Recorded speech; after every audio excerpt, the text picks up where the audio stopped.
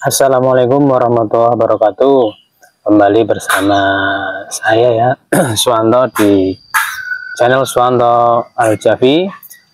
Masih membahas seputaran dengan gangguan asam lambung ketanjeti psikomatis, yang mana sensasinya dari ujung rambut sampai ujung kaki semuanya merasakan tidak nyaman ya. Buat teman-teman yang masih merasakan sensasi-sensasi yang masih banyak, masih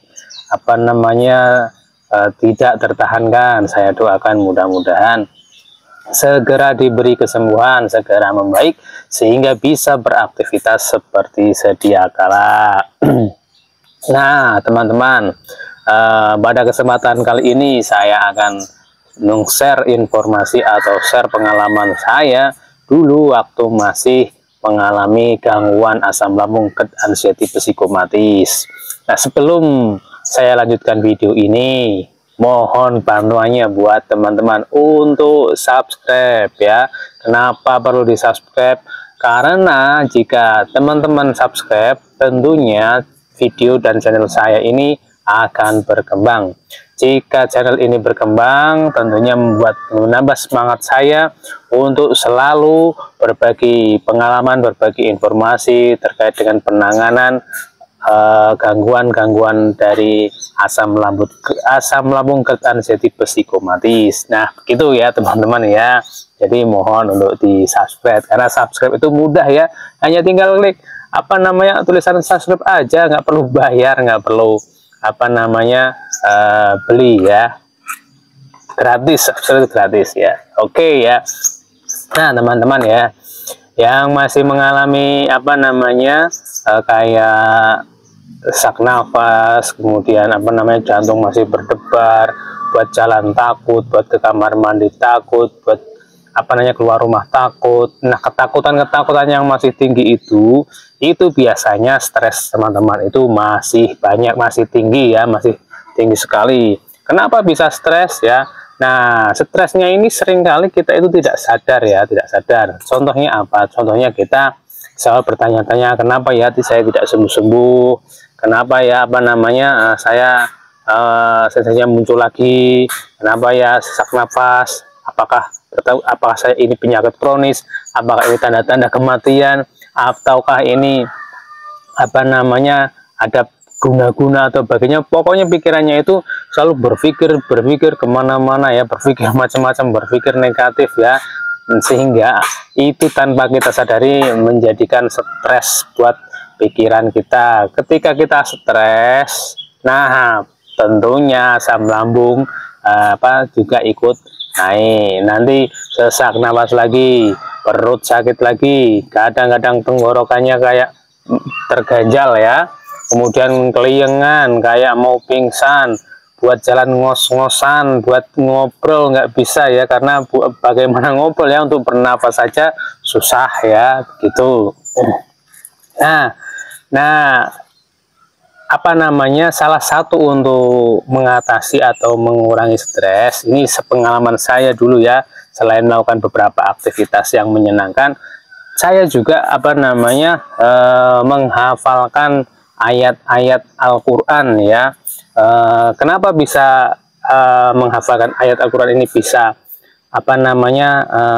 mengurangi stres ya? Perlu saya jelaskan ya, bahwa untuk menghafal sebuah ayat suci Al-Quran ya, sebenarnya tidak harus ayat suci Al-Quran ya, cuman alangkah baiknya kita melakukan hafalan tapi yang bermanfaat untuk kita, baik tidak hanya di dunia, juga nanti insya Allah manfaat untuk di akhirat ya. Nah, sebenarnya bisa untuk gunakan untuk menghafal hal-hal yang lain, tapi saran dari saya, lebih baik digunakan untuk menghafalkan Al-Quran saja. Nah, orang yang fokus untuk menghafal itu tanpa disadari itu bisa mengalihkan pikiran-pikiran negatif ya.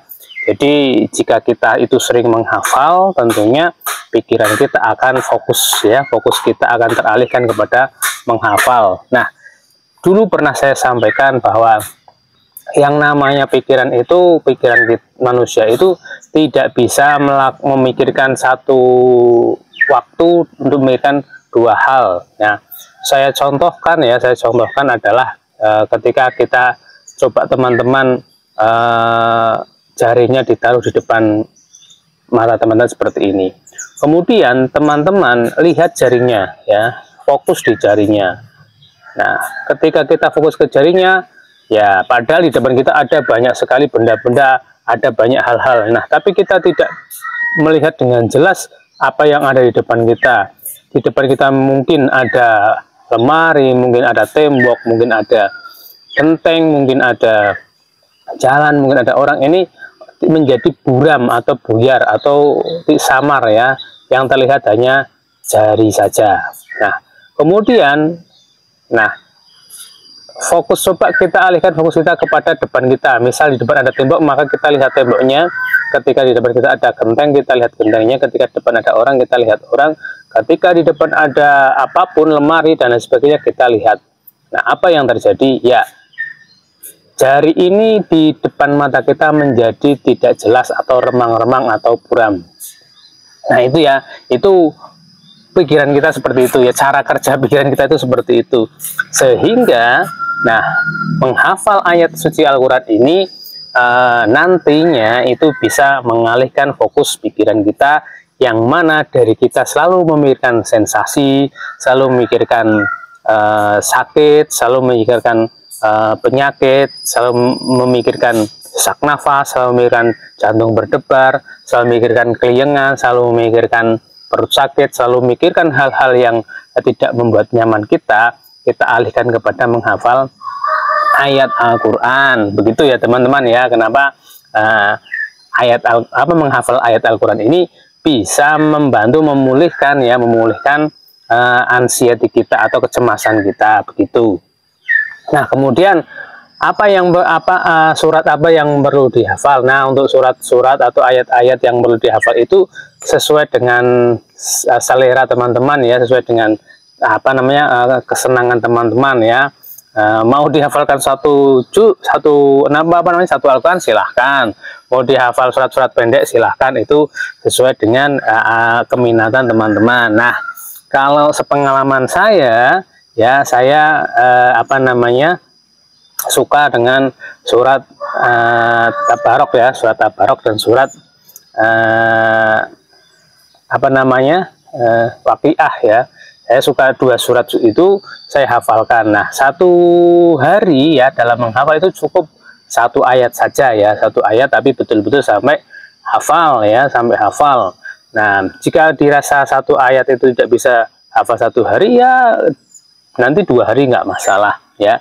Yang penting sehari-hari kita itu daripada digunakan untuk meratapi atau merasa-rasakan sensasi dan seterusnya, ini nanti dengan menghafal ayat suci Al-Quran ini, fokus teman-teman terhadap penyakit, terhadap sensasi itu nanti akan teralihkan kepada fokus untuk menghafal sebuah surat ayat, ya, ayat Al-Quran, begitu, ya. Nah, kemudian dalam menghafal Al-Quran, ya, itu jangan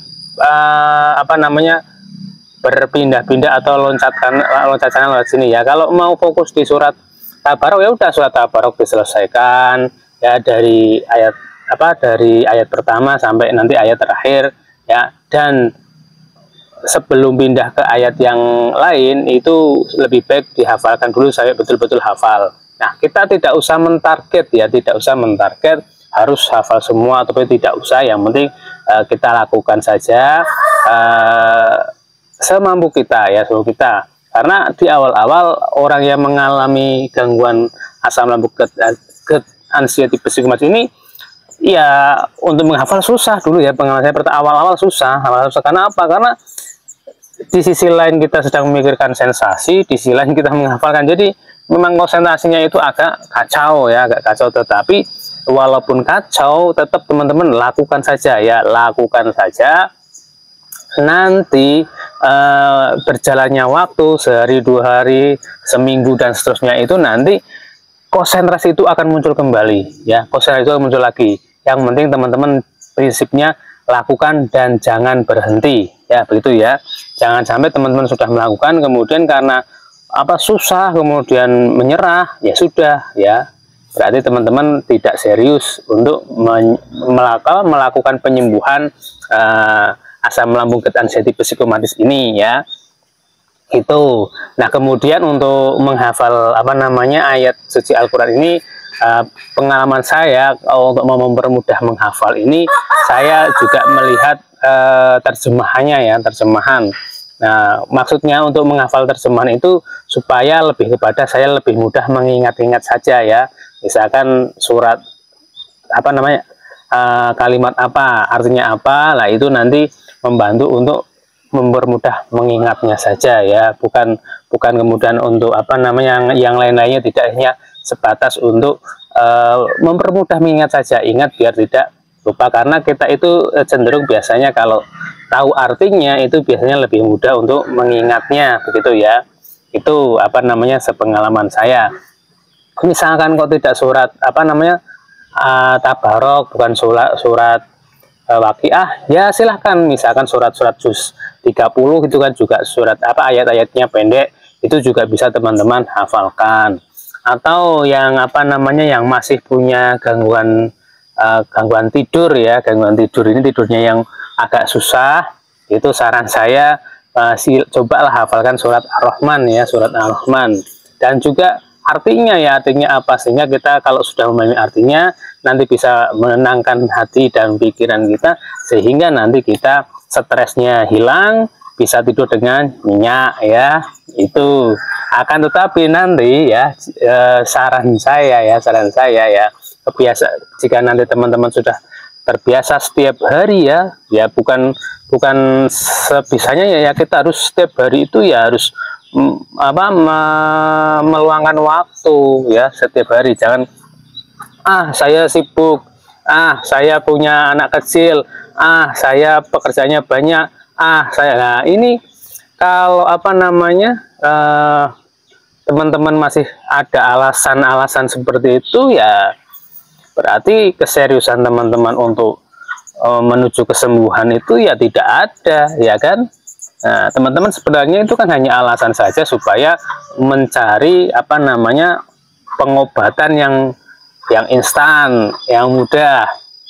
Cobalah kita ingat-ingat, sudah berapa bulan kita sakit gak sembuh-sembuh, sudah berapa tahun kita sakit tidak sembuh-sembuh. Nah, daripada selama itu kita sakit tidak melakukan apa-apa ya, minimal ketika kita menghafalkan ayat-ayat Al-Quran, minimalnya adalah paling tidak kita ada kebaikan yang dapat kita lakukan.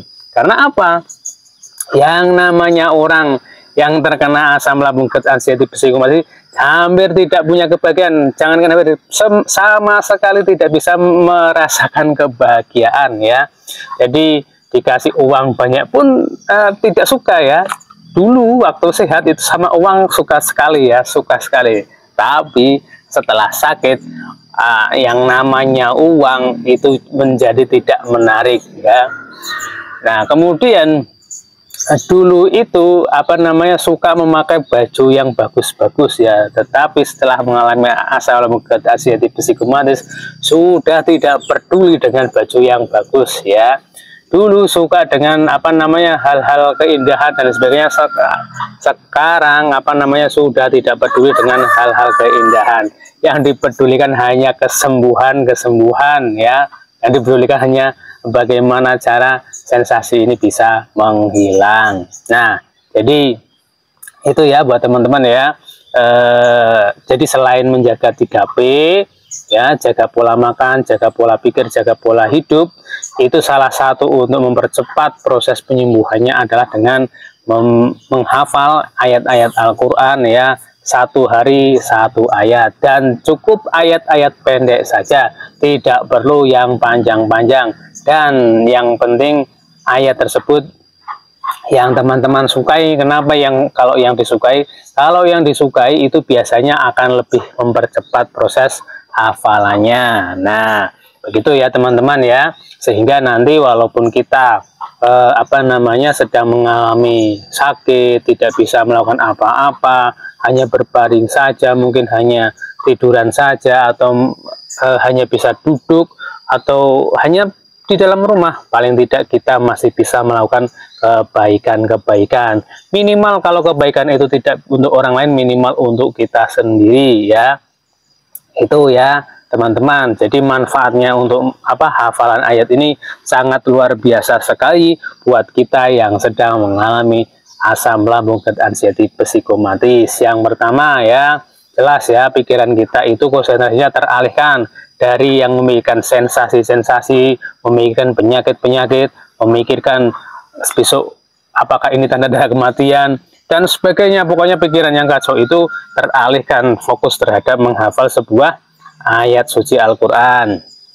Itu ya teman-teman. Yang kedua tentunya yang manfaatnya ya kita dapat pahala ya, kita dapat pahala karena di dalam diri kita ada hafalan Al-Quran. Gitu ya teman-teman ya.